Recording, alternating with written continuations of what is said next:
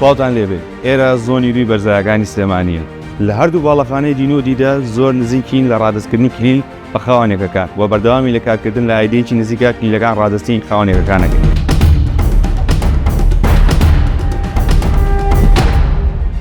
لێرە هەر باڵەخانێک پێ دەبێت 23 لە هەر نوۆمێکدا چوارێکی 200 مەتر دووزاییمان هەیە لەگەڵ بوونی ڕاڕەوەیەکی فراوان کە سیمای لەرەسازی هاوچەرکی هەیە و لەم ڕاڕەوەدا سێ ئەسەسۆر دابین کراوە بۆ ئاسانکاری هاتوچۆی دانیشتوان لەگەڵ بوونی ژووری کارەبا و میکانیک ژووری تایبەت بە فڕێدانی خۆڵ و پاژماوەکان هەروەها دابینکردنی سێ بەئیسمێن کە بۆ پاشینی شوقەکان بەردەست کراون.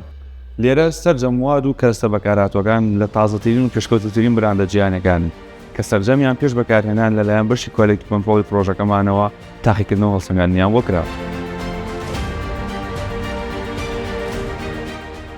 یەکێکی تر لە تایبەتمەندی یەکەکانمان توانینە بەسەر دیمەنی جوان و سۆزایی ناو پرۆژەکەمان تێگەڵ کێش لەگەڵ سیمای شاری سلێمانی.